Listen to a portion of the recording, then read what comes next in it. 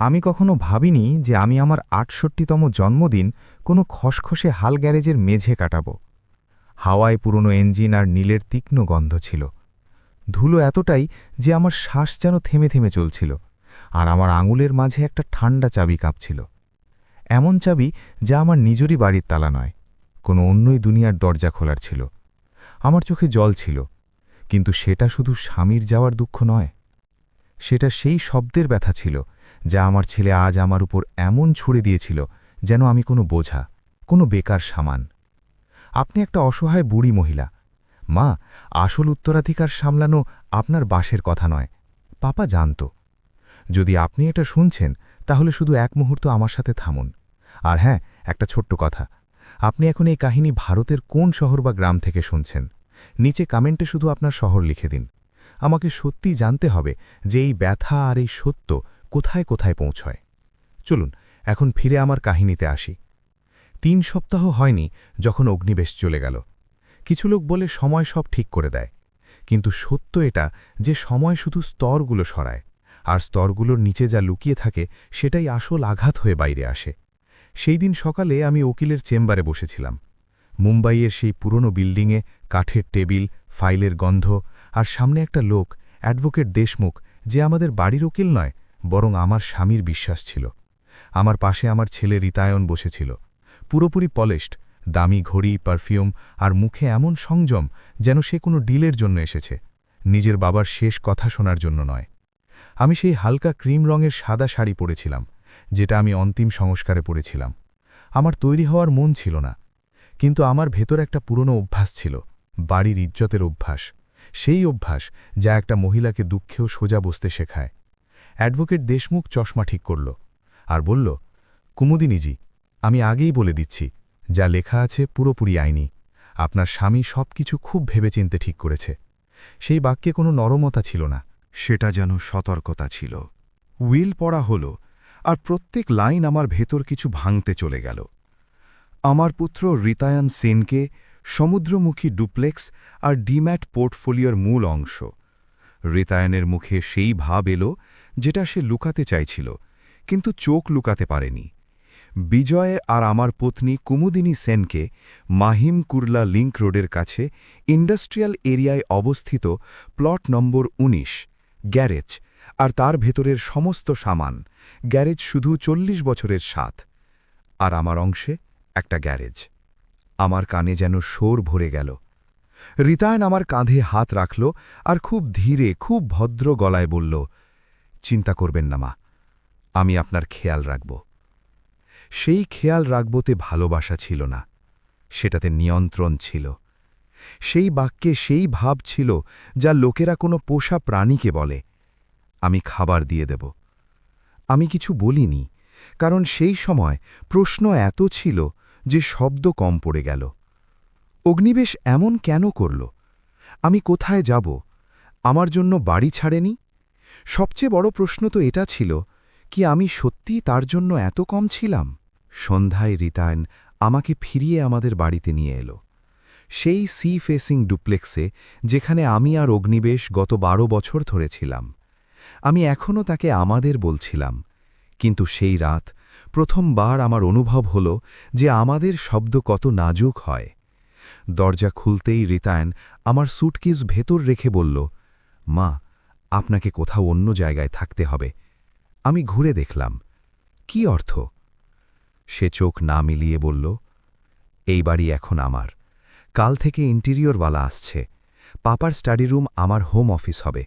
আপনি বুঝতেন তো? আমার গলা থেকে গলা বেরোল না, কিন্তু আজ রাত আমি বলতে চেয়েছিলাম, আমি এই বাড়ি সাজিয়েছি, আমি এই বাড়ির পর্দা বেছে নিয়েছি, আমি এই বাড়িতেই স্বামীর জন্য চা বানিয়েছি, এই বাড়িতেই তার রক্তচাপের ওষুধ রেখেছি।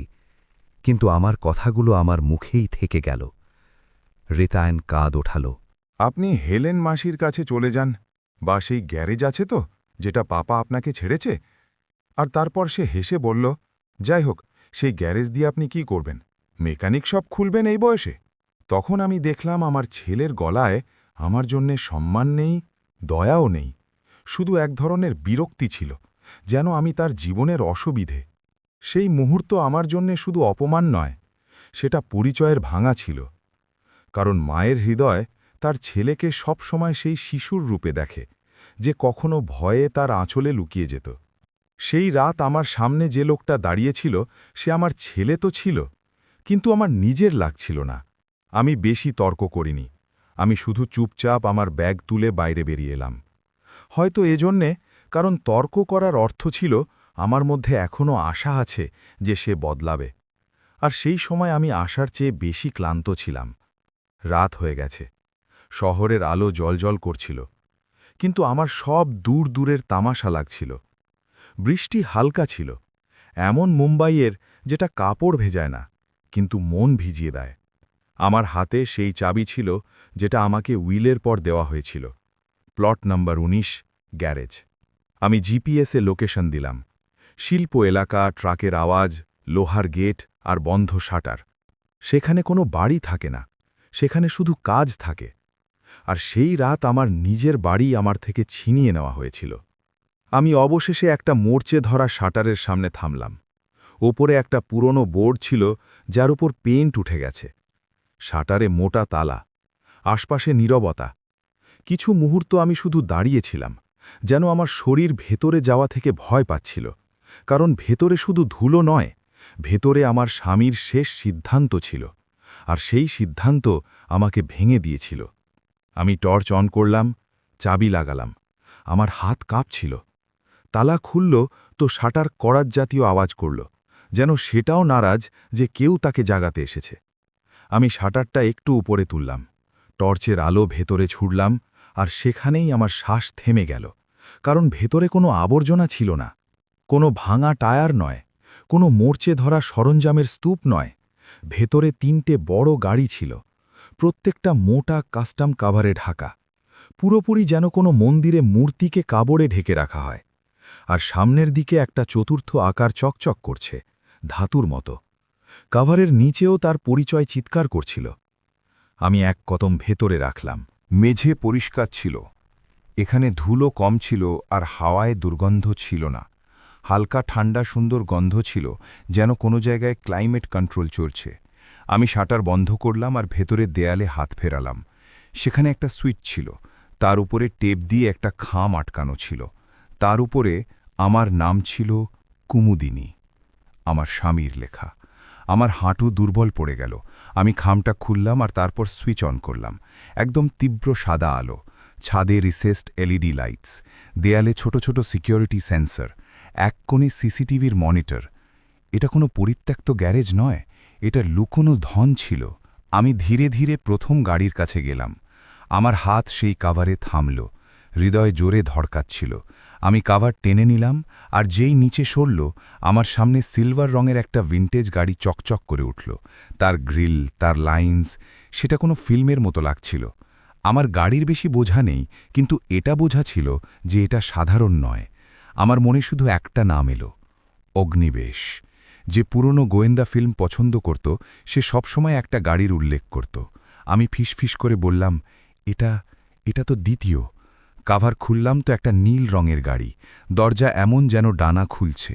তৃতীয় ডিপ রেড, যেন উৎসবের রাতের সিঁদুর। আর প্রত্যেক গাড়ির কাছে একটা লেদার ফোল্ডার রাখা ছিল, বিনা কোনো লেখা কাগজের দেখানো লেবেলস, সিল্ড খাম আর চাবি। আমি খামটা আবার দেখলাম, কুমুদিনী। আমার শুধু প্রথম বাক্য পড়তেই আমার চোখ থেকে জল পড়ে গেল, কারণ সেই কাগজে সেই গলা ছিল যেটা আমি হারিয়ে ফেলেছি।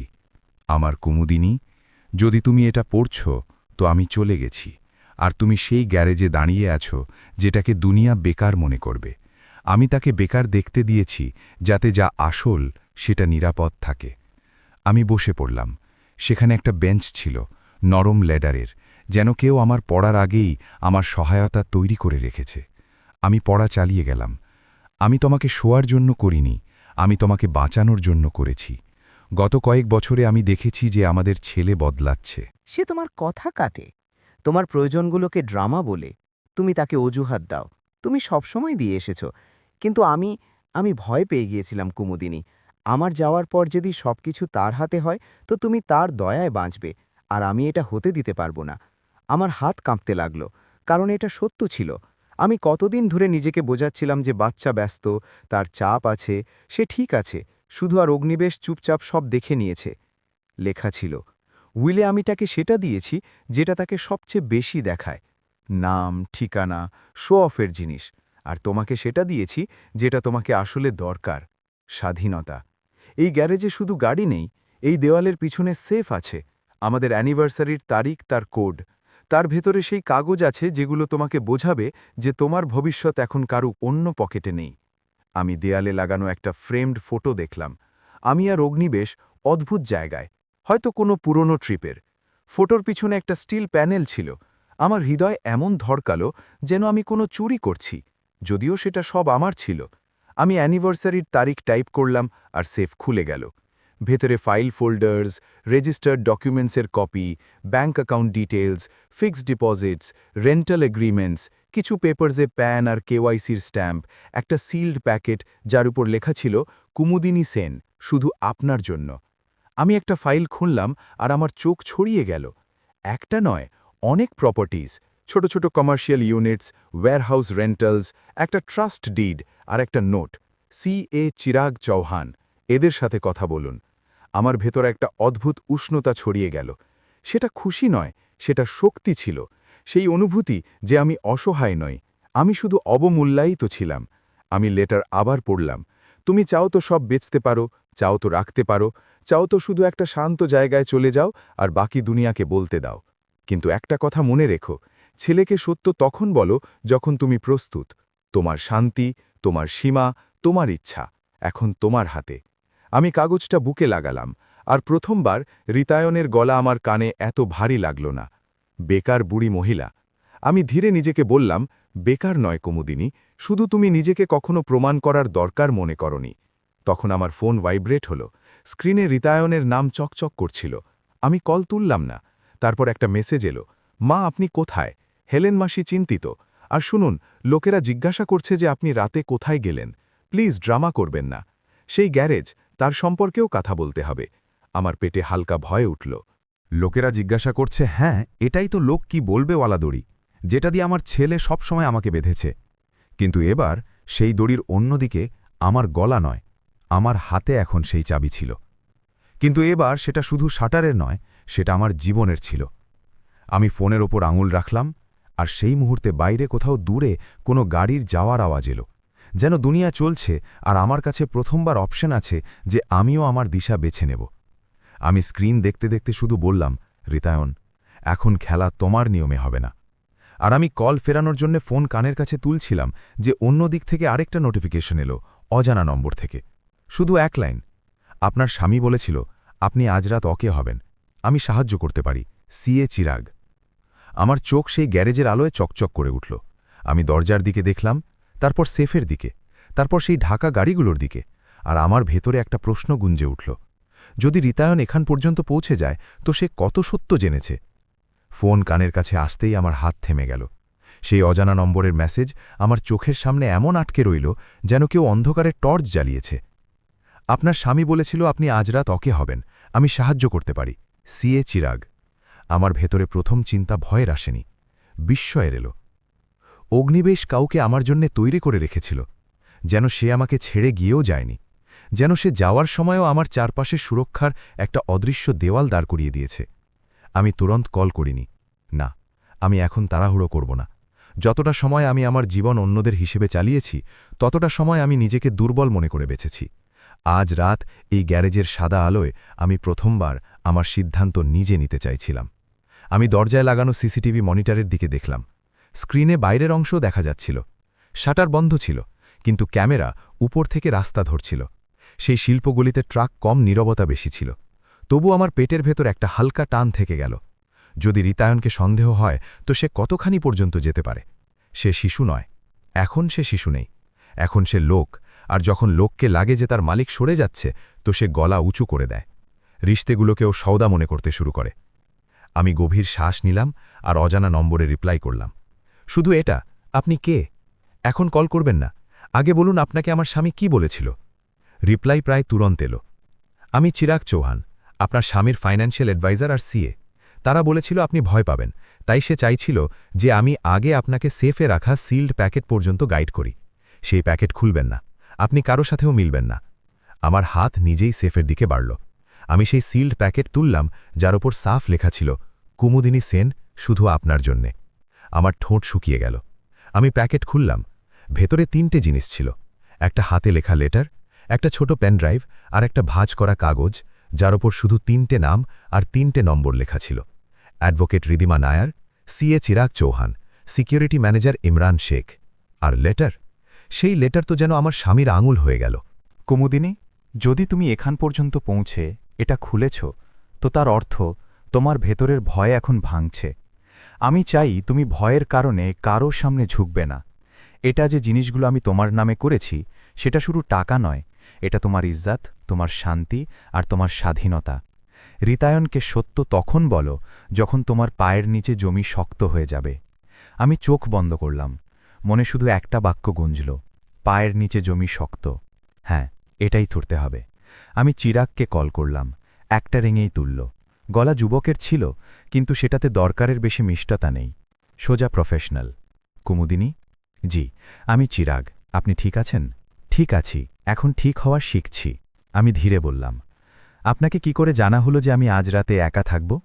সে এক মুহূর্ত চুপ ছিল। স্যার অগ্নিবেশজি তারা গত বছরই বলেছিল যে রিতায়নের স্বভাব বদলাচ্ছে। সে আপনাকে নির্ভরশীল দেখতে পারেনি। তারা জরুরি অবস্থার জন্য প্ল্যান বানিয়েছিল, আর তারা বলেছিল যদি আপনি কখনো রাতে বাড়ি থেকে বেরোন, তো আপনি হয়তো সেই গ্যারেজেই যাবেন। আমার চোখ ভিজে গেল। তো এখন কি করতে হবে? সবার আগে আপনার সুরক্ষা, সে বলল। আপনি সেখানেই থাকুন, আমি ইমরান শেখকে পাঠাতে পারি, সে আপনার প্রাইভেট সিকিউরিটি দেখে। স্যার সেই গ্যারেজের জন্য রেখেছিল। দ্বিতীয়, কাল সকালে আমরা অ্যাডভোকেট ঋদ্ধিমান নায়ারের সাথে মিলব। সে স্টেট আর ট্রাস্ট মামলায় স্পেশালিস্ট। আর তৃতীয়, আপনি এখন রিতায়নকে কিচ্ছু বলবেন না, পুরোপুরি কিচ্ছু না। আমি আমার ফোনের স্ক্রিন দেখলাম। রিতায়নের মিসড কলস বাড়তে যাচ্ছিল। আমার ভেতরে একটা পুরনো অভ্যেস উঠল, ছেলে চিন্তিত হবে, কথা বলে নাও।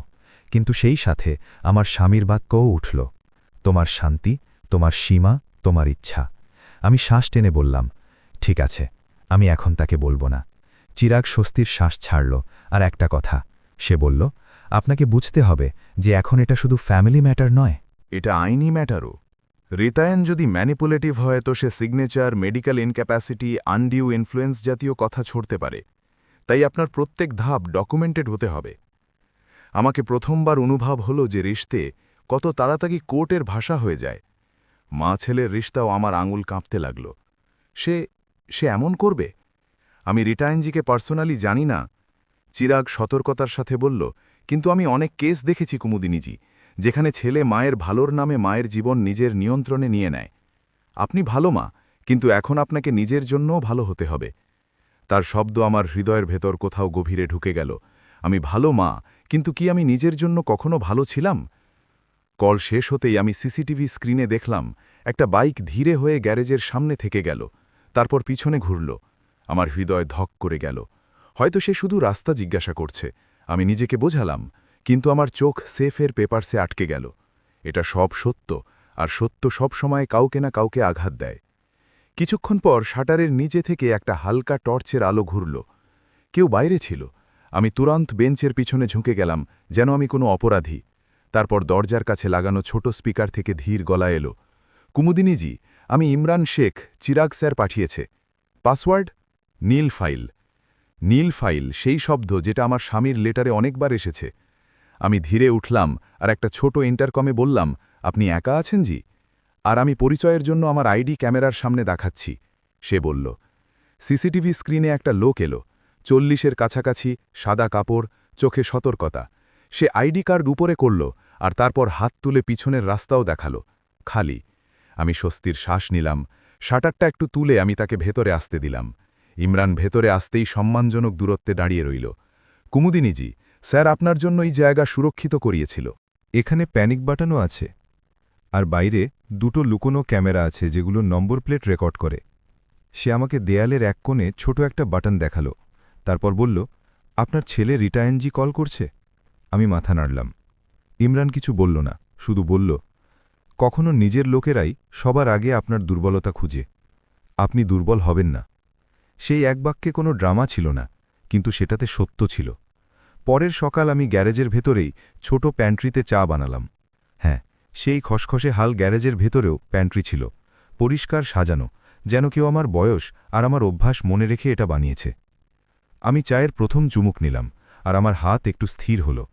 বাইরে সকালের আলো অন্য ছিল, কিন্তু আমার ভেতরের দুনিয়া সেটা পুরোপুরি বদলে গেছে।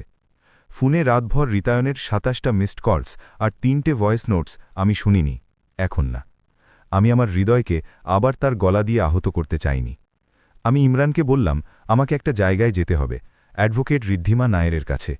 সে বলল গাড়ি রেডি আছে।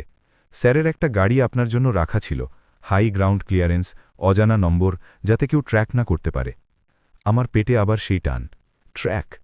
আমি নিজেকে শান্ত করলাম। এটা কোনো ফিল্ম নয়, এটা আমার জীবন। আর জীবনে লোকেরা পিছু করে, শুধু ক্যামেরার বদলে উদ্দেশ্য দিয়ে। আমরা একটা শান্ত বিল্ডিংয়ে অ্যাডভোকেট ঋদ্ধিমা নায়েরের সাথে দেখা করলাম। সে ৩০-এর শেষ বছরগুলোয় হবে, শার্প, সাদা কটন শাড়ি, আর বলায় এমন দৃঢ়তা যে সামনেরটা মিথ্যা বলার আগে দুবার ভাবে। তারা আমাকে বসালো, জল দিল, আর সোজা মুদ্রা এলো। কুমুদিনীজি, আমি সরাসরি থাকব। তারা বলল, আপনার স্বামী যে স্ট্রাকচার বানিয়েছে সেটা খুব স্মার্ট, কিন্তু আপনার ছেলে এটাকে চ্যালেঞ্জ করতে পারে। আপনাকে ইমোশনালি নয়, স্ট্র্যাটেজিক্যালি চলতে হবে। আমি ধীরে জিজ্ঞাসা করলাম, সে কি করতে পারে? সবচেয়ে সাধারণ, ঋদ্ধিমা বলল, সে দাবি করবে যে আপনি মেন্টালি ফিট নন, বা এটা যে কেউ আপনার উপর চাপ দিয়ে আপনার থেকে সিগনেচার করিয়েছে, বা সে ট্রাস্ট ডিডের বৈধতার ওপর প্রশ্ন তুলবে। তাই আপনাকে আজ থেকেই আপনার প্রত্যেক কদমের রেকর্ড রাখতে হবে, প্রত্যেক মিটিং, প্রত্যেক কল, প্রত্যেক ডকুমেন্ট অ্যাকনলেজমেন্ট। আমি মাথা নাড়লাম। আমার ভেতরে কোথাও রাগ জাগছিল। আমি তার মা, সে আমার বিরুদ্ধে। ঋদ্ধিমা আমার দিকে এমন দেখল যেন সে আমার বয়স নয়, আমার অবস্থা দেখছে। মা হওয়া আপনাকে পবিত্র করে, কিন্তু সামনেরটাকে পবিত্র করে না। আমি আপনাকে ভয় দেখাতে চাই না, আমি আপনাকে তৈরি করতে চাই। তার শব্দে সমবেদনা ছিল, কিন্তু চিনির আস্তরণ নয়। চিরাগো এসে গেল। সে একটা ফোল্ডার খুলল, বিনা কোনো পড়ার ডিটেলসকে জোরে বলে শুধু ক্যাটাগরি বোঝালো, এখানে রেন্টাল ইনকাম স্ট্রিমস আছে, এটা ট্রাস্ট অ্যাকাউন্ট, এটা ফিক্সড ইনকাম, আর এটা এমার্জেন্সি মেডিকেল ফান্ড। আমার ভেতরে কিছু ভেঙে শান্ত হল। তো আমি নির্ভরশীল নই? আপনি কখনো নির্ভরশীল ছিলেনই না, চিরাগ বলল। আপনাকে শুধু বলা হয়েছে যে আপনি নির্ভরশীল। ঋদ্ধিমা একটা কলম তুলল। এখন নেক্সট স্টেপ। তারা বলল আপনাকে একটা সেফ রেসিডেন্স দরকার, যেখানে রিতায়ন আপনাকে পৌঁছতে পারবে না। দ্বিতীয়, আপনার মেডিকেল রেকর্ডস আপডেটেড থাকতে হবে, যাতে কেউ আপনাকে অক্ষম না বলতে পারে। তৃতীয়, আপনি আপনার ছেলেকে আইনি নোটিশ নয়, কিন্তু বাউন্ডারিজ ক্লিয়ার করবেন লিখিত ফর্মে, বিনা গালি, বিনা ড্রামা, শুধু ফ্যাক্টস। আমি ধীরে জিজ্ঞাসা করলাম, আর যদি সে বাড়ির বাইরে হইচই করে, লোকেরা কি বলবে? ঋদ্ধিমার ঠোঁটে হালকা কটাক্ষের হাসি এলো। কুমুদিনীজি, লোকেরা প্রত্যেকদিন কিছু না কিছু বলে। আজ তারা আপনার বাড়ির সম্পর্কে বলবে, কাল আপনার কাপড়ের সম্পর্কে। যদি আপনি লোকের ভয়ে বাঁচতে থাকেন, তো আপনার ছেলে আপনার শ্বাসও ভাড়ায় দেবে।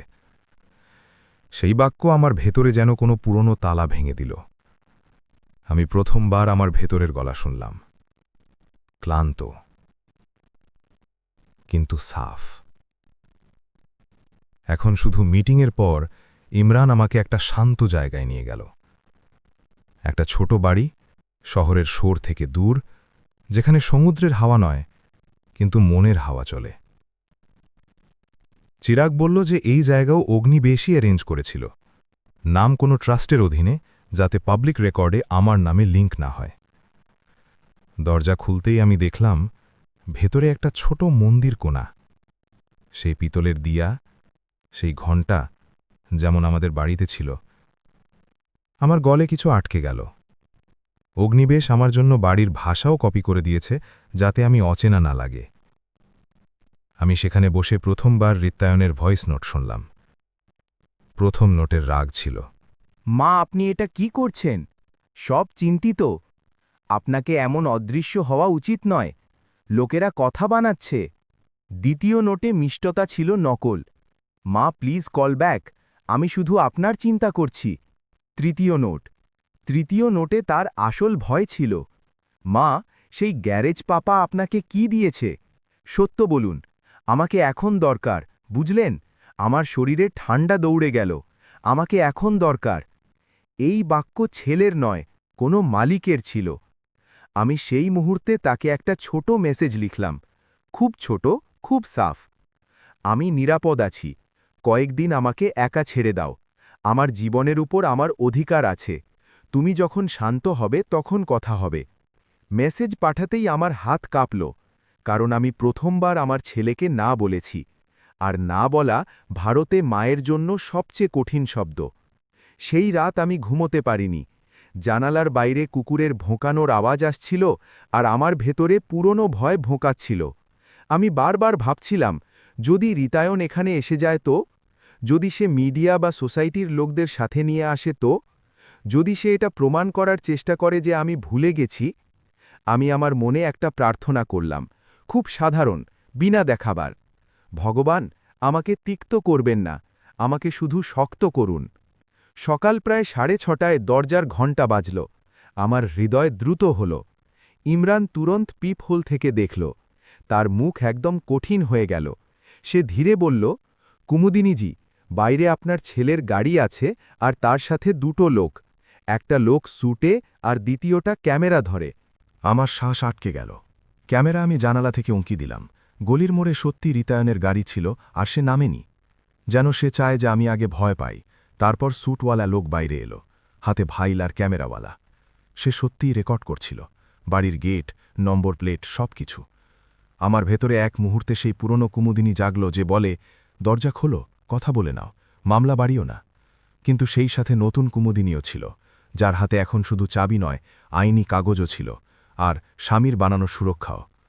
ইমরান জিজ্ঞাসা করল, কি আমি তাদের থামাই? আমি গভীর শ্বাস নিলাম। আমার কানে রিদ্দিমার বাক্য গুঞ্জেল, ইমোশনালি নয়, স্ট্র্যাটেজিক্যালি। আমি শান্ত গলায় বললাম, দরজা খুলবে না, আর এখন চিরাগকে কল করো, রিদ্দিমা ম্যাডামকেও। ইমরান তুরন্ত কল লাগাল। সেই মুহূর্তে বাইরে থেকে রিতায়নের গলা এলো দরজার ওপানে উঁচু, যাতে পাড়ার লোকেরাও শোনে। মা, এটা সব নাটক বন্ধ করুন, আপনি আমার পাপার জিনিস চুরি করছেন। কি, দরজা খুলুন। আমার হাত কাঁপছিল, কিন্তু আমি নিজেকে সামলালাম। আমি ধীরে দরজার কাছে দাঁড়িয়ে বিনা খোলা শুধু বললাম, রিতায়ন, আমি নিরাপদ আছি। তুমি এখানে তামাশা করতে আসনি। তোমাকে যা বলার আইনি উপায় বলো। বাইরে 1 সেকেন্ড নীরবতা হলো। তারপর রিতায়নের স্বর আরও তীক্ষ্ণ হয়ে গেল। তো ঠিক আছে, আমিও দেখি আপনি কতক্ষণ লুকোয়। এটা আইনি নোটিস। আর হ্যাঁ, যদি আপনি বাইরে না আসেন তো আমি সবাইকে বলে দেব যে আপনি মেন্টালি স্টেবল নন। আমার শরীরে বিদ্যুৎ দৌড়ে গেল। সেই চাল। আমি চোখ বন্ধ করলাম, আর সেই ক্ষণেই আমার ফোনে চিরাগের মেসেজ চকচক করল। কুমুদিনীজি, পুরোপুরি দরজা খুলবেন না, সে আপনাকে প্রভোগ করছে। রিদ্দিমা ম্যাডাম 20 মিনিটে পৌঁছচ্ছে। আর একটা কথা, কেউ গ্যারেজের বাইরের ক্যামেরাকে রাতে ট্যাম্পার করার চেষ্টা করেছে। আমার পায়ের তলায় জমি সরে গেল। গ্যারেজের ক্যামেরা ট্যাম্পার? তার অর্থ রিতায়ন শুধু এখানে আসেনি, সে সেই গ্যারেজ পর্যন্তও পৌঁছেছে, বা পৌঁছনোর চেষ্টা করেছে। আর যদি সে গ্যারেজের ভেতরে ঢোকে, তো সে কি দেখেছে? কি সে সেই গাড়িগুলো দেখেছে? সেফকে? ফাইলসকে? আমার গলা থেকে গলা বেরোল না। বাইরে রিতায়ন আবার চিৎকার করল, মা, শেষ সুযোগ, দরজা খোলো। আমি দরজার পিছনে দাঁড়িয়ে আমার হাত আমার বুকে রাখলাম, যেখানে এখনও আমার স্বামীর লেটার ভাঁজ করা ছিল। আর আমার ভেতরে একটাই প্রশ্ন গুঞ্জছিল, যদি রিতায়ন গ্যারেজের সত্য জেনে নেয় তো সে পরের ধাপ কি নেবে? আমার বাড়ির বাইরে রিতায়নের গলা আবার গুঞ্জছিল, জানিয়ে উঁচু, যাতে পাড়ার লোকেরাও শোনে, মা, দরজা খোলো, এটা আইনি নোটিস। আর যদি আপনি বাইরে না আসেন তো আমি সবাইকে বলে দেব যে আপনি মেন্টালি স্টেবল নন। আমার হাত ঠান্ডা পড়ে গেল। সেই চাল, সেই ভালোর নামে বদনাম। আমি দরজার পিছনে দাঁড়িয়েছিলাম, আর আমার ভেতরে দুটো গলা লড়াই করছিল। একটা মায়ের, যে দৌড়ে দরজা খুলে দেয়, আর দ্বিতীয়টা সেই মহিলার, যাকে কাল রাত প্রথমবার বুঝে গেছে যে দয়া আর নিয়ন্ত্রণে ফারাক আছে। ইমরান আমার পাশে ছিল, একদম শান্ত, যেন সে আগেই ঠিক করেছে যে আজ সে আমার দুর্বলতার রক্ষা করবে। সে ধীরে বলল, ম্যাডাম, আপনি একটাও শব্দর আগে বলবেন না, শুধু শান্ত আর রেকর্ডেড, সবকিছু রেকর্ডেড। আমি মাথা নাড়লাম। আমার ফোনে চিরাগের মেসেজ আবার চকচক করল, কুমুদিনীজি, তাদের সাথে তর্ক করবেন না, ক্যামেরা আছে, সে আপনাকে অস্থির দেখাতে চায়, শুধু এক লাইন, আমার উকিল কথা বলবে। বাইরে স্যুটওয়ালা লোক কাগজ নাড়তে লাগল। ক্যামেরাওয়ালা দরজার আশপাশে শুধু ঘুরে রেকর্ড করছিল, যেন এটা কোনো তামাশা নয়, সামাজিক সেবা। রিতায়ন আবার চিৎকার করল, মা, আপনাকে লজ্জা আসে না? পাপা যাওয়ার পর আপনি এমন অদৃশ্য, এমন লুকোনো, লোকেরা কি বলবে? আমি চোখ বন্ধ করলাম। লোকেরা কি বলবে? আমার জীবনের সবচেয়ে পুরনো হাতকড়া ছিল, কিন্তু আজ আমি সেই হাতকড়ার চাবি চিনে নিয়েছি। আমি দরজার পিছনে থেকে বিনা চিৎকার, বিনা কাদা, শুধু সাফ গলায় বললাম, রিতায়ন, আমি নিরাপদ আছি, আমার উকিল আসছে, যা কথা হবে আইনি উপায় হবে, আপনি এখন এখান থেকে চলে যান। বাইরে 1 সেকেন্ড নীরবতা হল। তারপর রিতায়ন হেসে বলল, উকিল? মা, আপনি কার প্ররোচনায় পড়েছেন? এটা সব আপনার নয়, পাপা আপনাকে শুধু একটা গ্যারেজ দিয়েছে, আপনি বোঝেন না?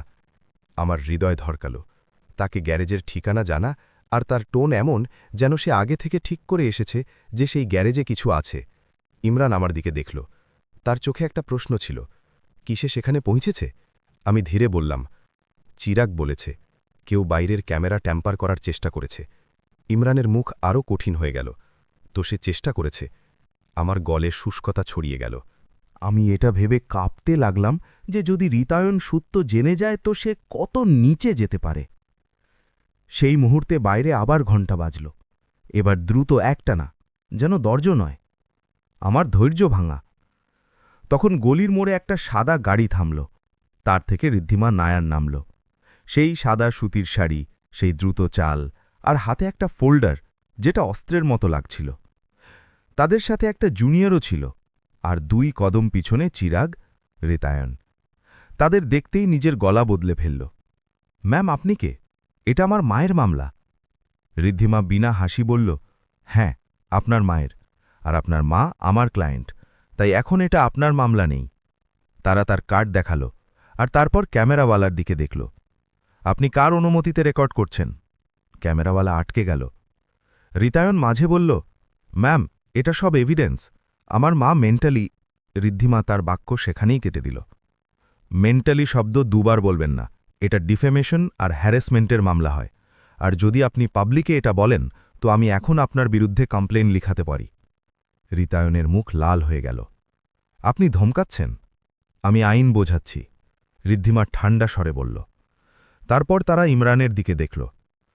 দরজা খুলবেন না, আমি বাইরেই কথা বলি, আর এই ক্যামেরা বন্ধ হবে। চিরাগ ধীরে নিজের ফোন বের করল। ম্যাডাম, সব রেকর্ড হচ্ছে। রিতায়ন ক্যামেরাওয়ালাকে ইশারা করল, রেকর্ড করো। ঋদ্ধিমা তার ফোন তুলল আর পুলিশ কন্ট্রোলকে কল লাগাল। পুরো কাজ। নমস্কার, আমি অ্যাডভোকেট ঋদ্ধিমা নায়ের বলছি। আমার ক্লায়েন্টের রেসিডেন্সের বাইরে হ্যারাসমেন্ট হচ্ছে, আনঅথরাইজড ফিল্মিং হচ্ছে। প্লিজ একটা পিসিআর পুলিশ ভ্যান পাঠান। রিতায়নের আত্মবিশ্বাস এক মুহূর্তে টলমল করল, কিন্তু তারপর সে সেই পুরনো অস্ত্রে ফিরে যাওয়ার চেষ্টা করল। লোকেরা কি বলবে? সে বলে উঠল, ম্যাম, আপনি বুঝছেন না, আমার মা বুড়ি, তার সাথে কেউ খারাপ করছে, আমি শুধু তাদের বাড়ি নিয়ে যেতে এসেছি। ঋদ্ধিমা প্রথমবার তার চোখে চোখ দিয়ে বলল, যদি আপনি সত্যিই তাদের বাড়ি নিয়ে যেতে এসে থাকেন তো আপনি ক্যামেরা নিয়ে আসতেন না। আপনি ভয় দেখাতে এসেছেন, আর আপনার মা ভয় পাবেন না। আমার সিনা যেন একটু চওড়া হয়ে গেল। আমি দরজার পিছনে দাঁড়িয়েছিলাম, কিন্তু প্রথমবার লাগল আমি একা নই, আমরা। 15 মিনিটে পুলিশ এসে গেল, 2 কনস্টেবল আর একটা সাব ইন্সপেক্টর। ঋদ্ধিমা তাদের ফাইল দেখালো। চিট নয়, ফ্যাক্টস। এটা ভিডিও এভিডেন্স অফ হ্যারাসমেন্ট, এটা রিটেন মেসেজ অফ ইন্টিমিডেশন, আর এটা অনাধিকারিক ফিল্মিং। ইন্সপেক্টর রিতায়নকে সাইডে ডাকল। আপনি কোন অধিকারে এখানে হইচয় করছেন? রিতায়ন তুরন্ত তার সোশ্যাল স্ট্যাটাসের হাসি পড়ে নিল। স্যার, আমি তার ছেলে। ইন্সপেক্টর ধীরে বলল, ছেলে হওয়ায় আইনের উপর হয় না। যদি ম্যাডাম বলেন তো আমরা এখন আপনাকে পিস ব্রিচের জন্য নিয়ে যেতে পারি। রিতায়নের মুখ কঠিন হয়ে গেল। সে আমার দরজার দিকে ঝুঁকে চিৎকার করল, মা, আপনি দেখছেন, এই লোকেরা আপনাকে আমার বিরুদ্ধে করছে। আর সেই মুহূর্ত ছিল যখন আমি সিদ্ধান্ত নিলাম, এখন আমি আমার ছেলের গিল্ট ট্র্যাপে পড়ব না। আমি দরজার পিছনে থেকে স্পষ্ট বললাম, রিতায়ন, কেউ আমাকে তোমার বিরুদ্ধে করেনি, তুমি নিজে তোমার শব্দ দিয়ে এটা করেছ, তুমি যাও। আমার গলা কাঁপছিল, কিন্তু ভাঙছিল না। রিতায়ন কিছু সেকেন্ড আমাকে ঘুরে দরজাকে, যেন সে আমার ভেতরে ঢুকে আমার সিদ্ধান্ত বদলে দেবে। তারপর সে স্যুটওয়ালা লোকের থেকে ফাইল ছিনিয়ে ইন্সপেক্টরকে দিল। এটা নোটিস, আমি আইনি অ্যাকশন নেব। ঋদ্ধিমা তুরন্ত বলল, আমরাও নেব, আর এখন থেকে কোনো সংবাদ শুধু লিখিত আর আমার মাধ্যমে। রিতায়ন গাড়িতে বসল, কিন্তু যাওয়ার আগে সে জানালা থেকে বাইরে ঝুঁকে একটা শেষ তীর ছুঁড়ল। মা, আপনাকে লাগছে আপনি জিতছেন, আপনি শুধু হারছেন আপনার ছেলেকে। সেই বাক্য আমার হৃদয়কে ছুঁয়ে দিল, কিন্তু আমি সেই ছোঁয়াকে আমার সাহস বানিয়ে নিলাম। কারণ সত্য এটা ছিল, আমি ছেলেকে হারছি না, আমি নিজেকে ফিরে পাচ্ছি। পুলিশ যাওয়ার পর বাড়িতে একটা অদ্ভুত শান্তি নেমে এলো। ইমরান দরজা ভেতর থেকে ডাবল লক করল। ঋদ্ধিমা ভেতরে এলো, চারদিক দেখল আর বলল, প্রথম আক্রমণ টলে গেছে, দ্বিতীয় আক্রমণ আরও চালাক হবে। চিরাগ ধীরে বলল, আর গ্যারেজওয়ালা মুদ্রা জরুরি। যদি সে সেখানে আবার যায় তো আমার পেটে আবার সেই টান। সে সেখানে কি করতে পারে? ঋদ্ধিমা উত্তর দিল, সবচেয়ে সহজ ভাঙচুর, সবচেয়ে বিপজ্জনক কাগজগুলো ছেঁড়া, আর তারপর বলা যে আপনি লুকিয়েছেন বা বেঁচেছেন। চিরাগ তুরন্ত বলল, তাই সেফের ইনভেন্টরি আজই বানাতে হবে। ঋদ্ধিমা ম্যাডাম, আমরা নোটারাইজড ইনভেন্টরি আর ভিডিও ওয়াকথ্রু বানিয়ে নিই, আর ইমরান গ্যারেজের সিকিউরিটি বাড়াও। ইমরান মাথা নাড়ল। আজ রাত থেকে 2টো লোক শিফটে আর প্যানিক অ্যালার্ট অ্যাক্টিভ। আমি দেখলাম এটা সব আমার জন্য হচ্ছে, কিন্তু আমার ভেতরে একটা প্রশ্ন ছিল, কি আমি আমার ছেলেকে কোর্ট পর্যন্ত নিয়ে যাব? কি আমি তার বিরুদ্ধে এফআইআর করব? আমার হৃদয় মেনে নেয়, কিন্তু আমার মন এখন জাগ্রত হয়েছে। ঋদ্ধিমা আমার চোখে সেই দ্বন্দ্ব পড়ে নিয়েছে।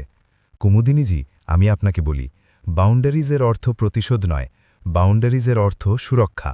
আপনি তার ক্ষতি চান না, কিন্তু আপনি আপনার ক্ষতিও চান না। আমি ধীরে বললাম, আমি তিক্ত হতে চাই না। ঋদ্ধিমা নরম করে বলল, তিক্ততা আর কঠোরতা আলাদা। আপনি ক্ষমা করতে পারেন, কিন্তু নিজেকে সমর্পণ করতে পারেন না। সেই রাত আমরা গ্যারেজ গেলাম, না ভয়ের সাথে নয়, প্রস্তুতির সাথে। ইমরান সামনে সামনে, চিরাগ আর ঋদ্ধিমা পিছনে, আর আমি মাঝে, এক হাতে চাবি, দ্বিতীয় হাতে সেই চিঠি যেটা আমার স্বামী লিখেছে। গ্যারেজের বাইরে পৌঁছতেই আমার ধড়কান দ্রুত হয়ে গেল। শাটারের নিচে মাটিতে জুতোর ছাপ ছিল তাজা, আর ক্যামেরার কাছে ছোট্ট একটা স্ক্র্যাচ, যেন কেউ তাকে মোড়ানোর চেষ্টা করেছে। ইমরান তুরন্ত টর্চ মারল। এখানে কেউ এসেছিল, আর সে জানত কি দেখতে হবে। আমি চোখ বন্ধ করলাম। রিতায়ন। চিরাগ বলল, আমরা এখন ভেতরে গিয়ে সব রেকর্ড করি।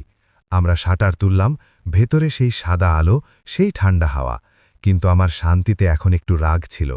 আমার স্বামী আমার সুরক্ষার জন্য যা বানিয়েছে তার উপর কারও অধিকার নেই, কোনো ছেলেরও নয়। ঋদ্ধিমা বলল, আগে ভিডিও। চিরাগ মোবাইলে স্লো ওয়াকথ্রু শুরু করল।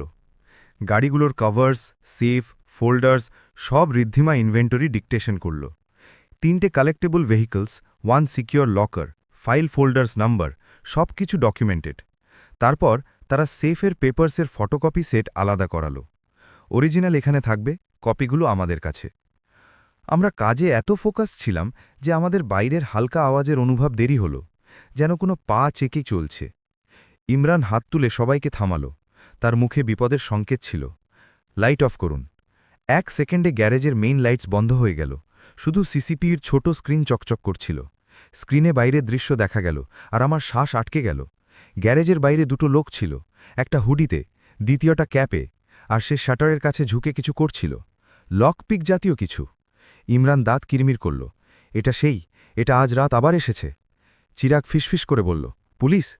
ঋদ্ধিমা তুরন্ত ফোন বের করল, সাইলেন্ট মোডে, আর ইন্সপেক্টরকে কল লাগালো। Same location, attempted break in, CCTV proof. আমার হাত কাঁপছিল, কিন্তু আমি পারাইনি। আমি শুধু সেখানে দাঁড়িয়ে রইলাম, আর আমার ভেতরে একটা জিনিস সাফ হয়ে গেল। এটা শুধু টাকার কথা নয়, এটা নিয়ন্ত্রণের ক্ষুধা, আর ক্ষুধাকে সময় থাকতে থামানো না গেলে সে রিশতেগুলোকেও খেয়ে ফেলে।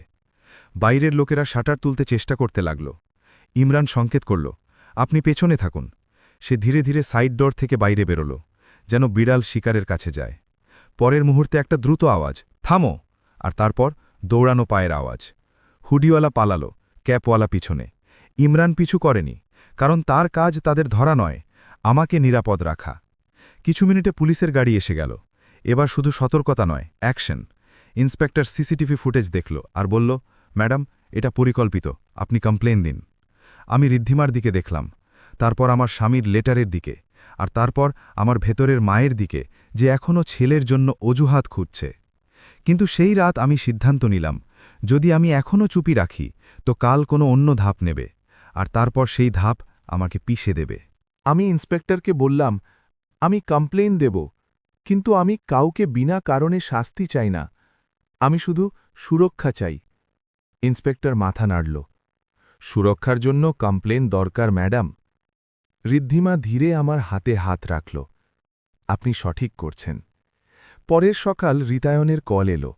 এবার তার গলায় রাগ কম, অস্থিরতা বেশি ছিল।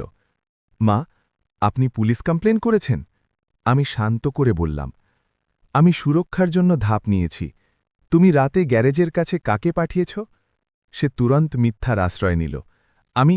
আমি কেন পাঠাব? মা, আপনি প্ররোচিত হচ্ছেন। আমি একটা লম্বা শ্বাস নিলাম।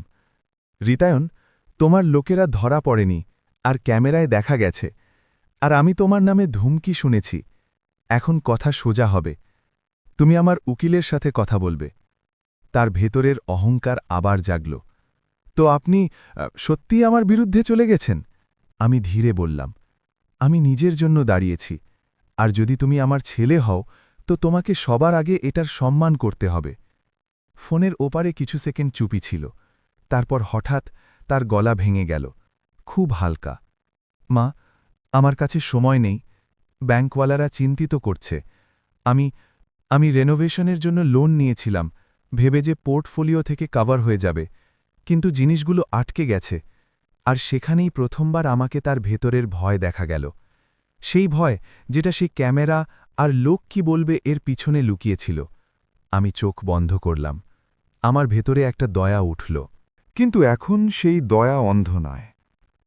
আমি জানতাম যে যদি আমি বিনা শর্ত সাহায্য করি তো কাল সেই নিয়ন্ত্রণ ফিরে আসবে। আমি বললাম, রিতায়ন সাহায্য হবে, কিন্তু আমার উপায়ে। সে তুরন্ত বলে উঠল, কি অর্থ? আমি ধীরে কিন্তু দৃঢ় বললাম, অর্থ স্বচ্ছতা। তুমি যে ফাইন্যান্সিয়াল মেসে আছো তার পুরো সত্য চিরাগের সামনে রাখবে। তুমি এটাও লিখিতে দেবে যে তুমি ট্রাস্ট বা আমার অ্যাসেটসকে চ্যালেঞ্জ করবে না, আর তুমি আমার উপর মেন্টালি অনস্টেবলওয়ালা কথা সবার সামনে ফিরিয়ে নেবে। এটা আমার শর্ত। তার গলা আবার কঠিন হয়ে গেল। আপনি আমাকে শর্ত দিচ্ছেন? আমি বললাম, হ্যাঁ, কারণ আমি তোমার মা, তোমার এটিএম নয়। এটা বলতেই আমাকে নিজের উপর বিস্ময় হল। আমি কখনো আমার ছেলেকে এমন বলিনি, কিন্তু সত্যের স্বাদ একবার লাগলে মিথ্যে গলা থেকে নামে না। রিতায়ন রাগে ফোন কেটে দিল। আমি ক্লান্ত হয়ে সোফায় বসে পড়লাম। আমার ভেতরেও একটা যুদ্ধ ছিল। আমি চাইছিলাম যে আমার ছেলে শুধরে, কিন্তু আমি এটাও চাইছিলাম যে আমি আবার ভাঙব না। চিরাগ সেই দিন এলো। সে আমার সামনে একটা ফাইল রাখল। কুমুদিনীজি, আপনার স্বামী পেনড্রাইভে একটা রেকর্ডেড মেসেজ ছেড়েছে। সেটা খাস আপনার ছেলের জন্য। তারা বলেছে এটা তখন চালানো যখন রিতায়ন তার আসল মুখ নিয়ে সামনে আসবে। আমি পেনড্রাইভটা দেখলাম। ছোট কিন্তু ভারী, যেন একটা লোকের শেষ কথা। আমি বললাম, এখন সময়। চিরাগ মাথা নাড়ল। এখন বা কখনো না। সেই সন্ধ্যায় রিতায়ন এলো, একা, বিনা ক্যামেরা, বিনা স্যুটওয়ালা লোকের, শুধু একটা ঝুঁকে যাওয়া কাঁধ আর চোখে ঘুমের অভাব। সে দরজার বাইরে দাঁড়িয়ে বলল, মা, ভেতরে আসতে পারি? আমার ভেতরে মায়ের অভ্যাস দরজা খুলতে চাইল, কিন্তু আমি রিমার কথা মনে করলাম, যে কঠোরতা সুরক্ষা। ইমরান আমার পিছনে ছিল। আমি দরজা খুললাম, কিন্তু চেন লাগা রইল। বল রিতায়ন। চোখ ঝুঁকিয়ে নিল। মা, আমাকে সাহায্য দরকার। আমি বললাম, তুমি শর্তের উপর কথা বলতে এসেছ? সে এক মুহূর্ত চুপ ছিল। তারপর বলল, আপনি আমাকে কর্নার করে দিয়েছেন। আমি ধীরে বললাম, আমি নিজেকে বাঁচিয়েছি। সে গভীর শ্বাস নিল। ঠিক আছে, আমি চিরাগের সাথে মিলব। আমি সেই মেন্টালিওয়ালা কথা ফিরিয়ে নেব। কিন্তু মা, গ্যারেজে কি আছে? আর আবার সেই লোভ, সেই নিয়ন্ত্রণ। আমি তাকে সোজা দিলাম না। আমি শুধু বললাম, আগে সত্য, তারপর বিশ্বাস। রিতায়নের মুখ কঠিন হল। মা, আপনি বদলে গেছেন। আমি খুব শান্ত হয়ে বললাম, না, আমি জেগে উঠেছি। সেই মুহূর্তে ঘরে ঋদ্ধিমাও এলো। তারা চেইনের দিকে দেখল, তারপর রিতায়নের দিকে। Good, safety first. রিতায়ন তাদের দেখে নিজেকে সামলাল। ম্যাম, আমি সহযোগিতা করব, শুধু আমাকে মা দরকার। ঋদ্ধিমা উত্তর দিল, আপনাকে মা নয়, নিয়ন্ত্রণ দরকার ছিল। এখন আপনাকে রিলেশনশিপ দরকার, তো বিহেভও রিলেশনশিপের মতো করতে হবে। রিতায়ন চিরাগের সামনে তার অবস্থা রাখল। রেনোভেশন লোন, অতিরিক্ত আত্মবিশ্বাস, পোর্টফোলিওর ক্যাশ আউট প্ল্যানে দেরি আর কিছু খারাপ সিদ্ধান্ত। সে প্রথমবার স্বীকার করল, আমাকে লাগল আমি সব ম্যানেজ করে নেব। আমাকে লাগল মা শুধু অ্যাডজাস্ট করে নেবে। আর সেই বাক্যে আমার হৃদয় কাঁপল। অ্যাডজাস্ট করে নেবে? 4 দশকের অভ্যেস, কিন্তু এখন না। চিরাগ কাজ করে বলল, ঠিক করা যাবে, কিন্তু অ্যাসেটস আপনার মায়ের নিয়ন্ত্রণে আছে, আর সে আপনাকে